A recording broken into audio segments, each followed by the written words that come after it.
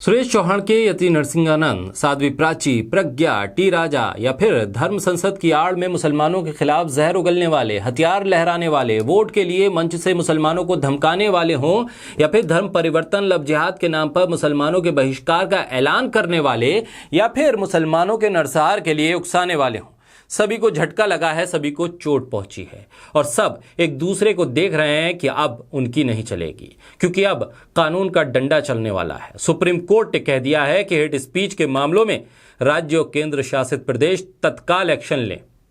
Court ने कहा है कि जब भी कोई नफरत फैलाने वाला भाषण देता है तो सरकारें बिना किसी शिकायत के FIR दर्ज करें। हेट स्पीच से जुड़े मामलों में केस दर्ज करने में देरी होने पर इसे अदालत की अवमानना माना जाएगा। मामले में अगली सुनवाई अब 12 मई को होगी।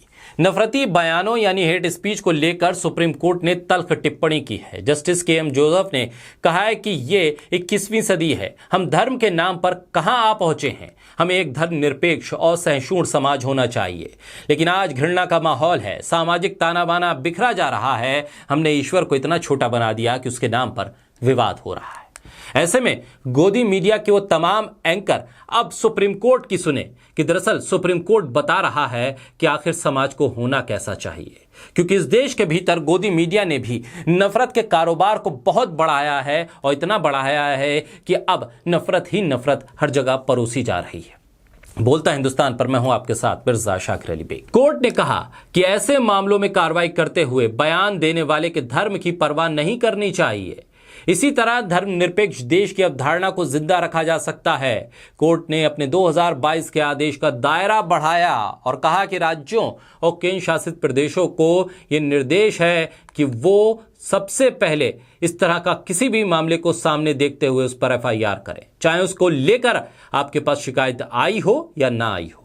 इससे पहले सुप्रीम कोर्ट ने सिर्फ यूपी, दिल्ली और उत्तराखंड सरकार को यह आदेश दिया था, क्योंकि यूपी, दिल्ली और उत्तराखंड में धर्म संसद के नाम पर जिस तरह से मुसलमानों के नरसंहार का उकसाया जा रहा था, हथियारों को लहराया जा रहा था, मुसलमानों के आर्थिक बहिष्कार की अपील की जा रही थी, उस पर कोई कार्रवाई इन तीनों ही राज्यों की पुलिस ने नहीं की थी। अदालत ने कहा कि हेट स्पीच एक गंभीर अपराध है जो देश के धर्मनिरपेक्ष ताने बाने को प्रभावित करता है। जस्टिस KM जोसेफ और BV रागरत्ना की बेंच ने मामले की सुनवाई के दौरान कहा कि हम धर्म के नाम पर कहां पहुंच गए, ये दुखद है।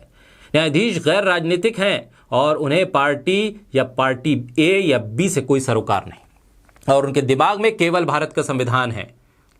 सुप्रीम कोर्ट देश के अलग अलग हिस्सों से दाखिल हेट स्पीच से जुड़ी याचिकाओं पर सुनवाई कर रहा है। इससे पहले पत्रकार शाहीन अब्दुल्ला ने कोर्ट में याचिका दायर करके नफरत फैलाने वाले बयान देने वालों के खिलाफ केस दर्ज कराने की मांग की थी। इस पर कोर्ट ने 21 अक्टूबर 2022 को दिल्ली, उत्तर प्रदेश और उत्तराखंड की सरकारों को ऐसे मामलों में बिना शिकायत के केस दर्ज करने का निर्देश दिया था और कोर्ट ने अब इस दायरे को और बढ़ा दिया है। इससे पहले मार्च 2023 में सुप्रीम कोर्ट ने मामले की सुनवाई में कहा था कि हर रोज टीवी और सार्वजनिक मंचों पर नफरत फैलाने वाले बयान दिए जा रहे हैं। क्या ऐसे लोग खुद को कंट्रोल नहीं कर सकते? जिस दिन राजनीतिक और धर्म अलग हो जाएंगे, नेता राजनीति में धर्म का उपयोग करना बंद कर देंगे, उसी दिन नफरत फैलाने वाले भाषण भी बंद हो जाएंगे। हम हालिया फैसलों को अगर देखें किस तरह से सियासत बदल रही है। सुप्रीम कोर्ट ने बार बार नफरती एंकरों को भी तंबी की थी और ये कहा था कि ऐसे एंकर बाज आ जाएं जो समाज में, देश में नफरत का माहौल पैदा कर रहे हैं। गोदी मीडिया के वो तमाम एंकर जो अपने आप को बड़ा सूरमा, बड़ा पत्रकार कहते हैं, जो धर्म के नाम पर, धार्मिक चिन्हों के नाम पर जिस तरह से विवाद को बड़ा करते हैं, नफरत को फैलाते हैं, वो इस देश के संविधान के खिलाफ है। राजनीति के साथ मिलकर लोकतंत्र को मजबूत करना चाहिए, ना कि धर्म और राजनीति मिलकर लोकतंत्र के लिए खतरा पैदा हो।